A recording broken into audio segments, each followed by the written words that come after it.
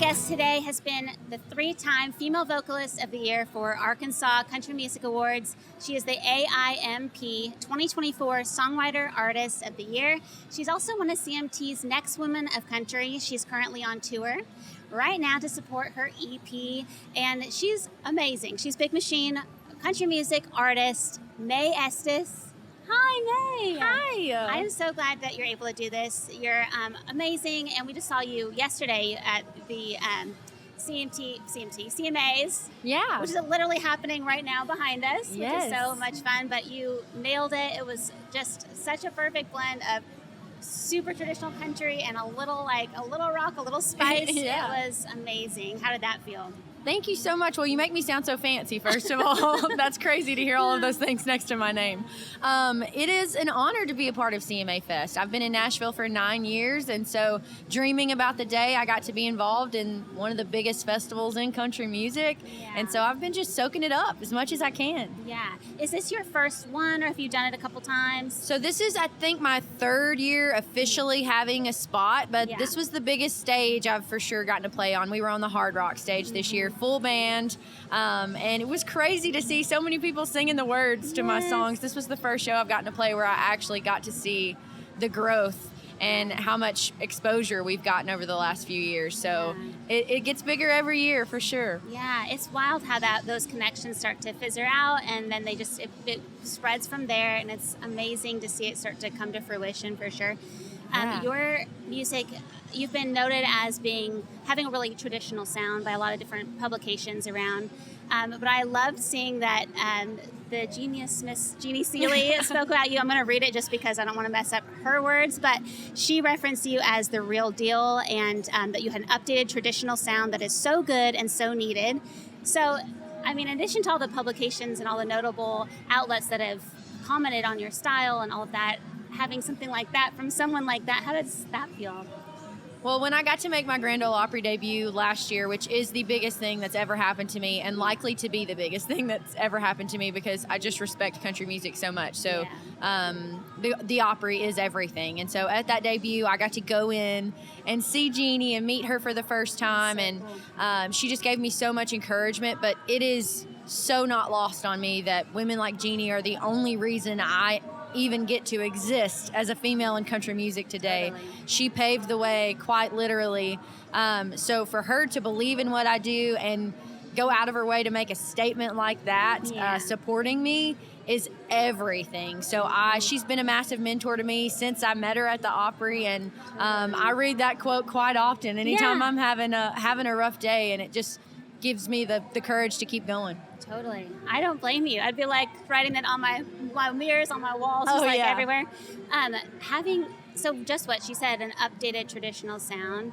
I know that any kind of creative craft of any kind, music or otherwise, takes a lot of intentionality, honing your skill sets in order to have direction and clarity for messaging to put out towards other people. How did that come about for you, kind of honing that? Yeah, well, I think I was introduced to music and specifically songwriting just by having a lot of experiences and feelings and honestly trauma that kind of came young in my life that I needed to put somewhere. I needed some sort of outlet to kind of know how to process a lot of those feelings I was having that I didn't even understand at the time. And so I turned to songwriting and music for that. And so I think that's what's kind of helped build my career so authentically. It's a massive compliment for me to be called an authentic artist, and I get that word a lot, but that's just because I think I have to believe it more than anybody else when I'm the one telling the story. Then I really, really have to mean it and believe it wholeheartedly for it to connect with complete strangers in the way that it does. And so I think that's just the approach I definitely try to have in every part of my brand or career, but especially it all starting with the music, is just trying to honestly approach it and make sure that I believe it more than anybody else does. Totally. It's such a balance to make an art a business. And everyone that I talk to who's in the creative field, again, whether it's music or otherwise, that's you almost say an internal struggle, which that's a negative word probably, but it is. It's that very push much and is. pull. It's that balance. Yeah, and trying to keep your foot in there to where you are progressing forward always, but at the same time staying that thread. Do you face that challenge sometimes, or do you feel like it comes very easily? Yeah, no, I absolutely struggle with that. I think especially creating from that honest, real place where everything is like very, very vulnerable to me, and I feel like it's literally a piece of myself I'm carving out with each song that I write. Mm-hmm. It's very hard to commercialize that. It's very hard to look at it from all kind of sides and see what people would like about it, what people wouldn't like about it, because it just feels like you're putting yourself out there over and over again, and giving complete strangers the opportunity to make an opinion about you, and they don't know you at all. So it's very scary and something I struggle with. I'm not sure that art in its like purest form is meant to be exploited commercially, honestly. I'm grateful it is, because it's so much nicer to not be working 3 serving jobs and playing music. I'm so grateful that this is now my full-time job, creating music I love, but it is an absolute struggle, and I think every artist would tell you that if they're being honest with themselves. Totally. That's actually a great doorway into something I did want to ask you about, because you have lived a lifestyle where you've worked up to 3 jobs at a time, and while you're trying to make it and trying to stay true to your craft and what you're doing and keeping your eye on the ball. And I know a lot of people, whether they're doing art or something creative, music as a career, or whether it's even just a hobby at the end of a really busy day and they are, working their 9 to 5 and they've got kids. And I think carving out time for your craft, not being burnt out and not getting exhausted, that is one of the biggest hurdles for people to stay creative in their life. Again, whether it's for their business or as a hobby. How did you keep that spark going and not just be exhausted at the end of a day with like 3 different jobs going at once, and still keep writing and still keep trying to do it? I think I still definitely don't have it figured out. I'm still trying to find the magic switch for that. If you know about it, please let me know. I think it comes from a few different things. I would say the people I'm surrounded by, I have to give a lot of credit. There's a reason that I live 8 hours away from all of my family, everything I've ever known in South Arkansas, in Nashville, because specifically Nashville, Tennessee is the spot for country music. This is where it all started, and this is where so many people like me felt that same God-given purpose to come here, build something that we are so passionate about that we think is really going to change a lot of lives, and then stake our entire lives on trying to get that to as many people as possible. And so I think I've been really lucky on those days where I'm completely dried up creatively to have a family here of collaborators. So when I'm going into these songwriting rooms, I'm trying to bring anything I can, but sometimes you just don't have it that day, and then someone else does. And so they're picking up the slack when I'm not able to bring more. And sometimes I come in with, almost a complete song, and one of my friends is having a really hard day, and so I'm able to carry the weight then. And so it's about finding your people and leaning on each other, and never letting the pride of it get in your way. Like I'm so grateful to be a part of any of this, but it took me a while to be like, oh, I didn't contribute as much to this. And it's like, no, the people that are collaborating with you need to believe in what you're doing enough to where no one's keeping score on who's contributing the most, because you all have to be there to help each other. Some days I can give 20%, some days I can give 100, and vice versa with who I'm working with. But I think everyone here also feels there is some otherworldly drive. That's the only way to explain it, is like I truly just feel a God-given purpose. Like I was given a certain set of skills and this crazy work ethic and passion for this for a reason. That's amazing. Pride comes before the fall. Pride is one of those hurdles that every human deals with. And it always, and the Bible speaks on it a lot, but it is something that gets in the way of inspiration, and it gets in the way of truth. And one of the ways to get over that hurdle is community. So I love bringing that up to the table, because the community and fellowship is such a way to foster and honoring other people's gifts. That's really beautiful. Absolutely. Honoring what other people are bringing to the table, with the hopes that they're honoring what you're bringing to the table, and finding that group.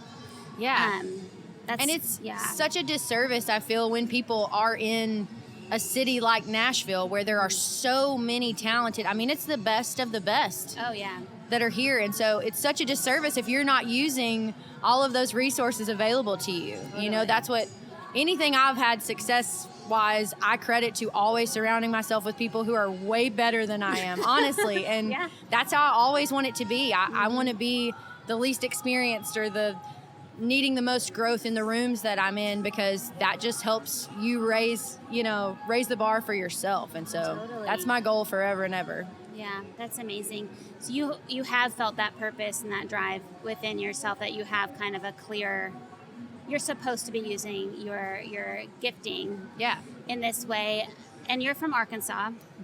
And we just were talking earlier, one of the people that was is still part of your crew, is part of your tribe, also is from Arkansas and was helpful when you first got here, have a friendly face, which is so important. So have you always felt that purpose in your heart from a very young age, back in Arkansas when you're growing up? Did that purpose start to clarify later in life? How did that flow go for you? Yeah, I think I started out, I sang publicly really for the first time when I was 7, which is still pretty young now that I'm 30 and looking back on it. Like that's baby Mae. That's pretty young to know in your heart like that you were meant for, I mean, I won't say bigger things because I don't think that's a fair way to compare, careers or life choices, but I was missing a sense of fear that a lot of people in my family had, where they just feared anything that they hadn't seen or experienced before and felt no need to wander out of the small circle that they had been born into. They found happiness and acceptance in everything that they were given from birth. And I found myself standing out as a young age like, whoa, I have a lot of questions and I need to see more of the world and meet people who come from a lot different walks of life than I do. And so I definitely felt different from a young age. And then singing just had a lot of things for me physically. It's a release physically to just sing. If I'm having anxiety or stress or I'm upset, I can physically sing and it feels like a weight is lifted. And then also just the connection to other humans. I have always been a people person. I can talk to a fence post, I say. I mean, but singing is a unbelievable magic connector between me and a stranger. And for me to literally be given a message from God to write in a song and someone to come to me and say, oh my gosh, that's my story, or I connected to that, or that made me think about the world in a way I never have before. Like, there's no way I have the power to do that on my own. So it just feels like I'm a vessel for something bigger than I even understand still to this day. Totally. So, yeah. I know one of your quotes I read was, I'm going to say this wrong, so I apologize. But you're here so you can say it yourself. But that you have always felt that kind of brave calling, that you're like, I'm just going to do it. I'm just going to go anyway. I'm just going to, that music inspires that bravery out of you. And I know that creativity requires, it's almost a mandatory bravery that you have to start from scratch when you don't see it yet, but to imagine it and create something, whether it's baking a cookie or writing a song or, composing, whatever it is, that takes bravery just to start. And faith calls us out into brave steps. And it is, as written, is not the easy path. It is the harder path to choose. How do you keep that part of your life fostered when you're when you have a busy life? You also have a family life, and your career's kind of in a forward momentum phase, which I know takes a lot of work. How do you keep your faith fostered? How do you keep your heart in that space where you're ready to take those brave steps? It is an ongoing everyday battle, I will definitely say. I still credit my community for that. Also, when I'm having those days where I'm like, I feel like this needle isn't moving at all, and even when you have success on the outside, sometimes that's the loneliest feeling, when you're just like, everyone around you is like, oh my gosh, you're killing it. And I'm like, I don't feel like I'm killing anything. I feel more lost than I've ever been, but I have all of these, nice things on the resume right now. So once I found out that the correlation is just not there in my value as a human, and also my value as an artist is not in the empty successes of the commercial part of all of this. So I definitely have friends and family that absolutely hold me together majority of the time. But I also get signs from God and he doesn't give them as much as I would like for him to give them because I feel like I'm running 100 miles an hour down a dead-end road. Like this brick wall I'm looking at right now, like I feel like I'm running as fast as I possibly can straight into this brick wall some days, and he makes a way right when I am about out of road. But he's done it enough that I trust now. I'm just one of those, I'm definitely a skeptical person. Like I said, I started out having all kind of questions as a young child, so I'm still very curious, and I want to know why things are the way that they are. And it's so funny that in this industry and this career that I've chosen, you don't get those answers, and sometimes you never get them. There is no rule book, there is no step. You check this off, and then you go to this, and you check this off. There absolutely no rule book. But yeah, I call them stepping stones, and God's literally has to hit me upside the head with them for me to even see them, because I love to gripe about how he doesn't send me enough, and he's probably like, I send you one every day, and you're busy looking at TikTok and not seeing it. You missed it, girl. Yeah, you missed it. And so, but he definitely makes them obvious enough when I've dug a deep hole and I'm like, okay, this must be the end. Something crazy happens and pulls me out of it. And I have those kind of stories like for days that just, I look back on those on the hard days, and I know that also have somehow mentally found a way to see every setback or negative experience. That just means I'm closer to a really good experience. And so now I appreciate those moments, because I think you have to check a few of those off, the negative setbacks between each massive hurdle you make. So it kind of just feels like another ring in the ladder, and those are really crappy rings that you're having to walk up the ladder, but that just means you're really close to a good step again. I love that perspective so much. My late husband actually used to say that a lot. Like anytime the door would shut, he's like, great. I'm like, I want to crumble right now. He's like, no, that's exciting, because that's one extra thing in your path that's removed. Okay, now you've done that, and we have to all go through these things in life in order to get to the quality, the crunchy, goody, good stuff in there. You know, even wisdom and hope, like the Bible says, even our hope comes out of struggle. So I love that, though. That's such a great perspective. That's such a great thing to share with anyone that's listening and or watching right now. If they are in a spot where maybe they've dreamed big dreams, or maybe they're not even sure how to start a big dream, or even how to think past right here, switching that around, remembering, first recalling and remembering, and then counting off all the negatives as that one's out of the way. Now that one's out of the way. Now it's such a beautiful, I love that perspective. That's amazing. If you were to not talk to little Mae, but talk to little Susie Q out here. No one's named Susie Q. In her cowboy hat and her boots on out here. I can find her right here. We're just sitting on Broadway right now, right in the thick of things. And you know as well as I do, as a country music fan, that there are little tinies out there right now that are like, I know it. I'm so happy to be here. I want to. What would be like the top 3 things that you would say to them right now? Yeah, I think the work ethic part of it is really important to me personally. I don't know if I have hit a point in my life where I wear my resilience like it's a badge of honor. Yeah. And I don't know if I would be the same person I am today if I hadn't had to work as hard as I have for it. I have a lot of friends with a lot of different stories, and I don't think it means anyone deserves anything more than anybody else. Everyone's story is meant to be different, but personally, that's what I lean on, is knowing that no one can ever take that from me, how hard I have worked and how much time and energy and passion and love I've put into every piece of everything I've ever done. So just making sure that you are really, really proud of yourself, I think goes a long way in life in general, because people are going to have opinions and things like that forever. But if you are, my mom gave me a quote when I was younger. I don't remember it exactly, but like, at the end of the day, be proud of who you are and content with where you've been, or maybe vice versa on those. So I would say love yourself is the most important thing I have learned so far in my life. So I would tell those little girls to make sure that you are your biggest fan. And that goes a long way. And then I think a second part of that would be to just work your butt off.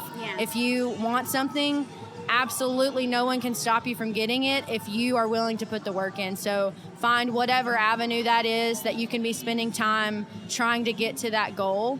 And then I would also probably tell anyone to come back again. I know we're beating a dead horse on the community part, but you don't have to do anything by yourself here. And, we all, like, God is amazing to have, but it also is really, really grateful to have people that I feel like God sent you here, on earth to be on this journey with you. And so I definitely would tell any age, anybody ever, to not be scared to put yourself out there and trust people who are there to just go on that journey with you, because I think that's one of those stepping stones for me too, that God tried to send me a lot of people along the way, and I was like, whoa, I can't trust anybody here. I've always had a lot of trust issues, and for good reason in my story, but I would say work super hard, be your biggest fan, and lean on good people. I love that. I feel like that can go a long way for the little tinies out here, but also just anyone on their journey getting started with any creative practice of any kind. And I stress on, part of the reason I'm doing this show is because we are designed for creativity. We're designed for community and fellowship. And creativity takes so many different forms, and it's so valuable. The tiniest sliver of it in your life is valuable. Making it a whole career is valuable. But the value is in connection with spirit and connection with others. The whole point is to be sharing it. So I love that is so much of your heart, and it shows. You're doing your music's very it's very connecting. It's real, and it's fun, and it's honest. So it's believable, and I love that about you. That's amazing. Thank you so much. Coming up, you are on tour right now, currently, and you're supporting your EP Before the Record. Yes. So what can they expect from that coming forward to finish us up here today? Yeah, so we are touring more than ever. I've been in town a long time, but it's very expensive to tour, and so I really haven't gotten to do it full time until this year. And we've been out on the road. I did 20 dates with Jackson Dean, who is a new label mate of mine, and he's awesome. We're going out with Dierks Bentley in a few weeks, which is crazy. I'm getting to open for Lainey Wilson in Vegas at NFR later this year. So, I mean, just things, I can't even believe those things coming out of my mouth. But I'm honestly just so excited for the opportunity to get to share what I do and the craft I've been honing for a long time with the people that I feel like I was meant to do it for. And so, honestly, the meet and greet at the merch line after all of these shows I'm getting to play is my favorite part so far, because we spend a lot of time on social media, and you got a username you're connecting with, and I have a lot of fans I've made on there that show up for me often, but getting to meet another human who spent their time, their money, they got babysitters, they traveled, and to come see a country music show, like just seeing that in physical form lights a fire under me like no other. So just having a genuine human-to-human connection is something that is new to me in touring, and I'm going to keep soaking that up every way I can, learning from my absolute heroes I'm getting to tour with, and hoping to bring that back and just keep building the music I create and all of that geared towards those people I create it for. So it's going to be a really, really exciting rest of the year, and I'm hanging on. Hanging on like this. Yeah, not like this, but like this. On the knees, for sure. Absolutely. Well, thank you for doing this and taking time out of your busy schedule, CMA Fest schedule, but also just schedule in general. So appreciate you. And it's an honor to be here. So thank you for having me. And this is so, so special. I love what you're doing. Thank you. I so appreciate that. Make sure to check out Mae. All the places. She's going to be coming to a town near you. She is putting out music, which can be in any town that you are, in any place in the car, anywhere. Yes. So check out her music and go to her website, which is maeestes.com. Yes. Right, okay. maeestes.com. Check it out. We've got links below. Make sure to tune back in for our next episode next week. Check us out on Instagram at Two and a Pew, almost forgot my own name, at Two and a Pew, on TikTok as well, and all the places that you find podcasting. Thank you so much for being part of this community, and we will see you next time.